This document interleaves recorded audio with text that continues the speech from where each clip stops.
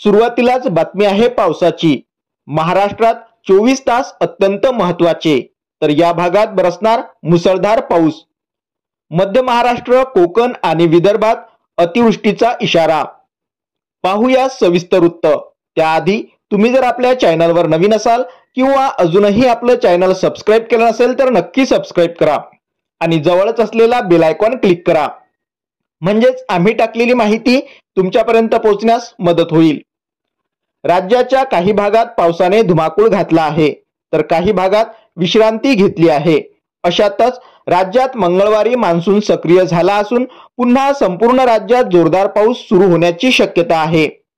दिनांक 5 सप्टेंबर पर्यंत कोकण, मध्य महाराष्ट्राला अतिवृष्टीचा तर विदर्भ, मराठवाड्याला मुसळधार पावसाचा अंदाज वर्तवण्यात आला आहे। याच दरम्यान पुणे, सातारा आणि कोल्हापूरच्या घाटमाथ्यावर पावसाचा ऑरेंज अलर्ट देण्यात आला आहे। हवामान विभागाने दिलेल्या अंदाजानुसार बंगालच्या उपसागरामध्ये सध्या चक्रवाताची स्थिती सक्रिय आहे।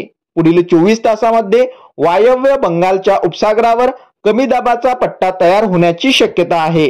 त्यामुळे मध्य महाराष्ट्र, कोकण, गोवा या किनारपट्टीसह मराठवाडा आणि विदर्भात जोरदार पाऊस पडण्याची शक्यता वर्तवण्यात आली आहे। महाराष्ट्रात वाढलेला पावसाचा जोर सप्टेंबरच्या सुरुवातीलाही कायम राहणार आहे। समोरची बातमी आहे सोन्याच्या भावाबद्दल। Gold price today. आज सोन्याच्या भावात हलकासा चढ-उतार पाहायला मिळतोय। गुंतवणूकदारांनी खरेदी विक्री करताना बाजारभावावर लक्ष ठेवणं गरजेचं आहे। लग्नसराई जवळ असल्यामुळे सोन्याच्या बाजारात चांगली हालचाल सुरू आहे।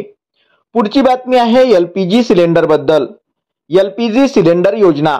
सरकारने सर्वसामान्यांसाठी मोठा निर्णय घेतला आहे। पात्र कुटुंबांना स्वस्त दरात एलपीजी सिलेंडर उपलब्ध करून दिले जाणार आहेत।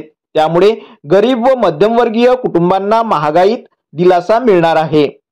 समोरची बातमी आहे सोलर पंप योजनेविषयी। शेतकऱ्यांसाठी सरकारकडून सोलर पंप योजना सुरू आहे।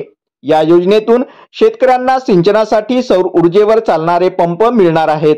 वीज टंचाईच्या समस्येला यामुळे मोठा दिलासा मिळणार असून पीक उत्पादनातही वाढ होणार आहे। अर्ज प्रक्रिया सध्या सुरू आहे। शेतकऱ्यांनी संधीचा लाभ घ्यावा। अशाच महत्त्वपूर्ण माहितीसाठी चॅनलला नक्की सबस्क्राइब करा। धन्यवाद।